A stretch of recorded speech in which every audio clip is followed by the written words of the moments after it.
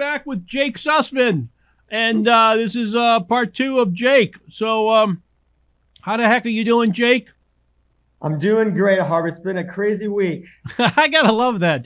So, anyway, so you know, there's labels. There's these things, labels. Controversy about you know calling dyslexia and learning disabilities or learning differences a superpower. So it's not. It's just a condition. It's something that happens. It's your eye color, your hard of hearing, and something. So why is it a superpower, Jake? And there's some people give you a pushback on this. I know. So that's what we're all, look, pushback's all about the entry point to a conversation, right? So I'd love to have any dialogue with anyone that wants to reach out and has questions about it. But we hear, and for those of you who may not know about this controversy, I'll just, quickly share the other side of it, which is, why would we put these students who are suffering, right, in pain to this status of having superpowers? But that's impossible because they're suffering, and that's an unrealistic expectation to put on them, right? So that is one side to calling it, which I completely understand. But what I want to give, because obviously our whole organization is called Superpower Mentors, right? So I want to just give this different perspective that may open up some eyes. And Harvey, obviously, I'd love to have a conversation with you about this. So when you think of a superhero movie, Harv, what's your favorite superhero movie? Give me your favorite. Well, I would have to say Wonder Woman because every time a bullet is coming towards her, she and her friends and even people that she's just protecting, she stops every one of those bullets. Yeah, they don't bounce off of her. That's not her superpower. Her superpower is just getting up and being able to do that. Because somebody else has the power, they bounce off them. I love that. That's why I love Wonder Woman. She's love Wonder Woman also. So my favorite is Superman. Okay, and when you look at any superhero movie, it's one of the only genres that an adult and a child can both watch the same movie and both take something away from it. So the question is, how is that possible? And when you dissect a superhero movie, what's the story really about? It's typically, you take Superman, right? If you remember the movie, right? It's about this boy who is an outcast, right? Who was misunderstood by his friends, that was often bullied and labeled, and his teachers and even parents didn't really understand. And his parents were trying to hide his abilities from society out of fear of society not being ready to embrace them, which actually sounds kind of similar to the story of someone who has a learning difference, right? Being misunderstood and labeled and feeling like an outcast or often bullied. And when you continue in the storyline of these movies, usually the hero goes through a journey of self-acceptance, right? Of finally, they reject the cape and then they finally embrace it, which is the big turning point in the movie. And that usually happens alone without anyone's help. And when you look at someone with dyslexia or ADHD, when you follow this journey, if you ask anyone who has found success in embracing their neurodiversity, they at one point embraced it. Now, you embraced your dyslexia. You became a very successful filmmaker, right? And that's something that is attributed to your dyslexia, right? But at some point in your journey, Harv, you had to embrace it first in order to then become successful. Right? But even when you became successful, like our superhero, right? There's always the point in the superhero's journey that they almost don't make it, right? They're fighting the main antagonist and they almost don't make it. But at the end, they come around, beat the antagonist, right? And they win, right? And then the world finally accepts them. If you hear any story of anyone that's a successful dyslexic or with ADHD, you hear the same story. I was misunderstood, I embraced who I was, and here I am today, right? It's just like that. Misunderstood, embraced who I was, here I am today. Am I saying every kid's going to become the next Richard Branson? No. But am I saying that everyone has the potential to embrace what they have to become great? Absolutely. And great, by the way, is relative to whatever that means to them.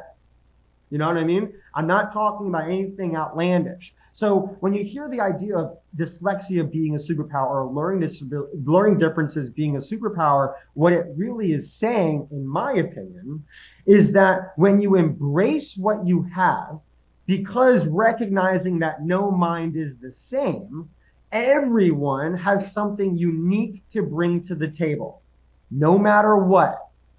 It's just a matter of finding the thing and then running with it. That's it. And that's the hero's journey, right? Well, So that's my take. no, that's the hero's journey. And when I think that the pushback is, oh wow, lucky our kid's dyslexic. Wow, he's gonna have superpowers. The thing is, it's a journey, and it's a torturous journey. But that's life is anyhow. And both Charles Schwab and Richard Branson are both dyslexic, but they have two different gifts. And one of them only took information in through graphic comics, and Charles Schwab loved his graphic comics, and he made information available that way. And Branson loved reading, Right. and so it's an interesting thing that there's and those are the two poster children of dyslexia. Well, if you think right, but if you that's let me just add one more point though. I say Superman, I never said Clark Kent, right? That's actually his name. It's Clark Kent, right? It's not Superman. That's what everyone else calls him. It's Clark Kent. So that we don't hear the name behind the pain. Clark Kent was the one who went through the pain to become the person who is great. Richard Branson, we only know him because of his success. We don't know him for his all of the years of hardship and pain, right? People only, I feel like, look at the end result and not the journey. You know what I mean? So that, I think it's giving kids, it's putting it's basically saying, by people saying that you have this disability and therefore I'm going to keep you within this box because I don't want to give you false hope. But what is that for anyone else to say, giving someone false hope, when these kids, that's what they need, is hope. They need to have that motivation to embrace who they are. And it doesn't matter what they become after, but I do believe in the idea of embracing who you are and what you have. Well, Jake, in your trifecta that you're talking about, and your audience, there's Clark Kent and there's Superman, and who sees who as who. So the parent sees the transformation of Clark Kent into Superman. They watch that happen. A good educator realizes, I kick these kids out of the nest, and sometimes they return back, and they're proud of them. They work with, good educators come back and realize and see this. But they also being taught enough to be able to, I'm a third grade teacher, I'm a fourth grade teacher, and that's my job, is to be able to do that one thing and do it to the best of my abilities for this child. The other person in the trifecta that sees it is the person who knows their secret identity, that knows that their name is Clark Kent, but their secret identity is Superman, and struggling with that. So it's the hero's journey.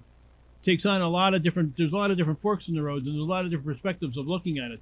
So it's an interesting thing, but I think the big thing is the controversy is, just because you're born dyslexic doesn't mean you're going to have x-ray vision or bullets are no going one to has bounce. that expectation. Yeah. I think you're born dyslexic, which means that your mission is to understand how your brain works. And by the way, isn't that not the point of school? Isn't the point of school to learn how you learn? Is that not what school should be about? Right? Well, I like what you're saying with your mentors coming in and helping. They're little. We're using this metaphoric city, man, but Yeah. there's these little tugboats that are just helping them guide through the into the harbor, into the safe harbor, and out to sea, because the mentors know something about where this student is from and the journey that this student is going on. So it's a beautiful thing, and the educators for the most part, want the best for the student. The parents want the best for the student. The student is usually a little whacked out, thinking like, you know, this is not the best for me. If I didn't have to go to dinner, if I didn't have to go downstairs for dinner, if I could just stay here and play the game all day, would be the best for me. Maybe it's not. You know, maybe it is, maybe it's not. I don't think it is. But going to school, I think of I appreciate the name that you have, and people begin to see it, because I think that you run into people at times, students that don't think, I don't got no superpower in the beginning. Correct. And so you guys dive in and you guys sit down and you're talking to the parents, you're talking to the students, and then you're eventually talking to the teacher. You do the trinity there of saying, okay, this is how we can help out Johnny, Jesus, or Sally, or Juanita, or whatever their name is. So Harvey, and I think by the way, most of them who start with us, now remember, we've done almost 6,000 sessions over the past 3.5 years, right? We've worked with a lot of kids, right? Most of them come in not embracing who they are at first, right? They're resistant to this because they think that we're just trying to fix them like what everyone else does, right? So if we go on this mission with them and allow them to see, now the mentor has already gone through school and is young in their 20s. So now this person can see a path, okay? That path can provide that sense of hope for that student to say, okay, if Jake can do this, I can do this, right? And that is the birthplace to starting to embrace what you have and how your brain works, which is the birthplace to confidence. You can't be able to have confidence. Well, I mean, the ultimate is self-advocacy, because that's independence, right? You can't be able to self-advocate without being confident. You can't be confident without having a high self-esteem, and you cannot have a high self-esteem without really understanding how you learn. That's where we start. Yeah. Okay, so that's where you start. So you have these kids who've been labeled, and then they have these these barriers. I mean, let's go back to Jake. If the Jake today, because I guess that's what you do, the Jake today goes back and talks to the Jake of before. Hey, Mister, I'm just gonna play the video game because I'm really good at this. Look, I'm the king of the universe here, and I got this, and I got that, I got this gold, and I got all these things here. You know, when I go back to my other identity, when I go back to when I'm not Superman, when I'm not in this alternate reality, when I go back to my classroom, I'm reading four grade levels. I'm just dumb. I'm just a dumb person. So I have a barrier. So how do you even begin to get past that? I mean, the teachers are going to say, That's a great question. the teachers are going to say, this is Jake. He's four things back. I every week I make him try to read in front of the class. He just can't read. Right. So there's a really one of my favorite quotes is by Thomas Edison, and he says, "No one cares how much you know until they know how much you care." Okay. So that where we start is, if this young student plays video games, guess what we're going to do? We're going to play video games with them, right? And while we play with them, then we start asking the questions, because we're entering their world where they feel safe, right? And that is where we're going to start to establish this trust that will then provide this dialogue to then start talking about the challenges. If we just go in and say, so tell me about all your challenges. No one wants to talk about that, right? Because that's what everyone else is doing. So that's why we have an emphasis on the strengths, because that will then be able to provide that confidence piece to then tackle the read. Now, what's the difference between picking up a book or read and getting up off the couch to go work out, right? Now, you can still have physical challenges working out, and you can have physical challenges reading, but at the end of the day, you still have to get up, right? That is a motivation piece. That's my relationship with reading growing up was physical pain. Okay. So I had to first work through the physical pain in order for me to be open up to wanting to read. you know? So that's the first step in teaching someone how to read is you got to get them to want to do it, right? Doesn't matter how much evidence you have in the program, it probably works, but it's only as good as a student willing to learn it.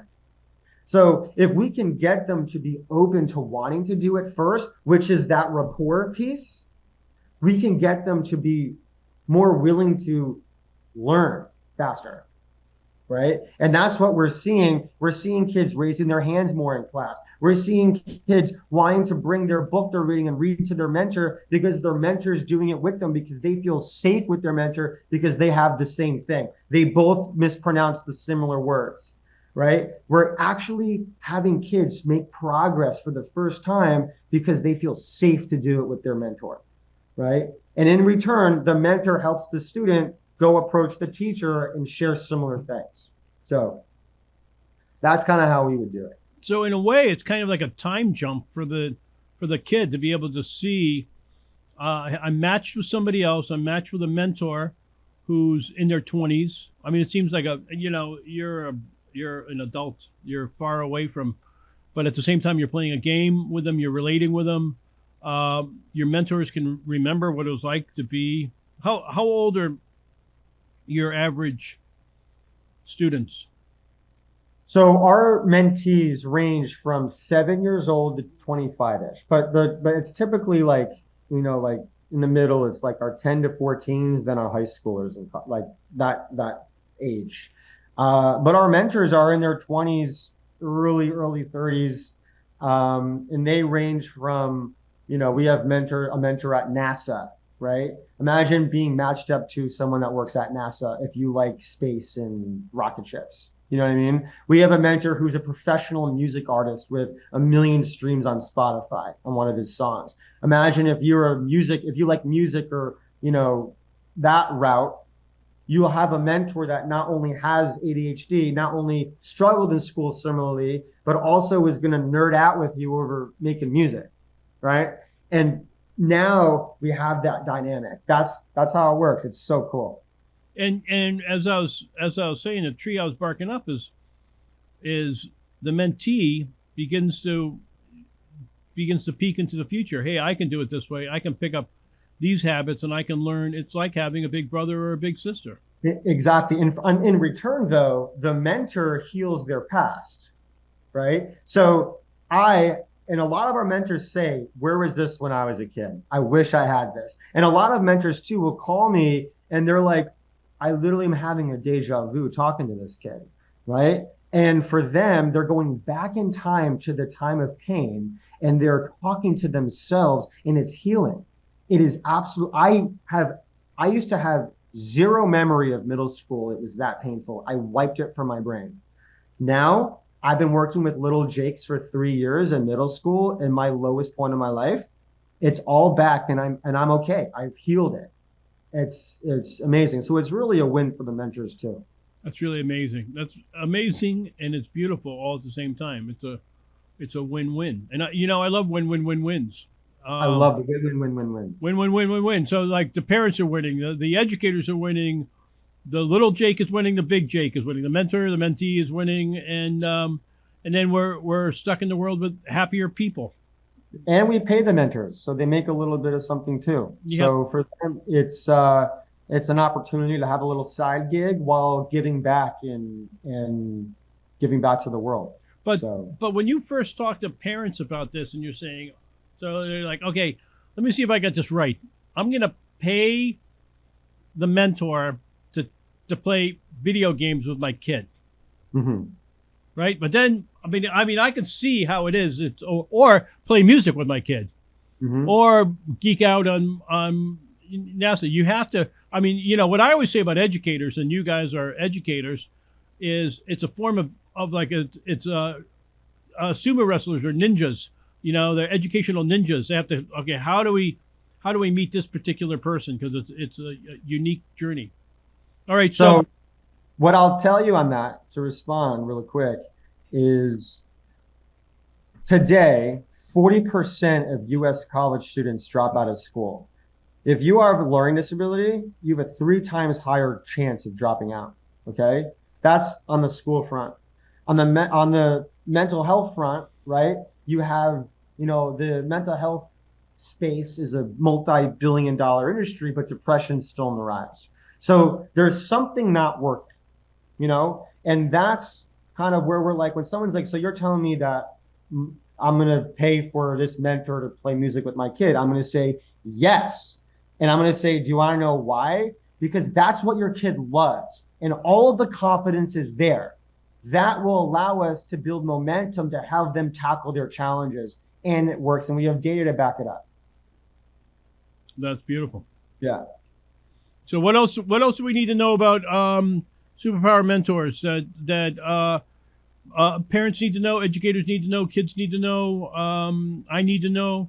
What else do we need to know, Jake?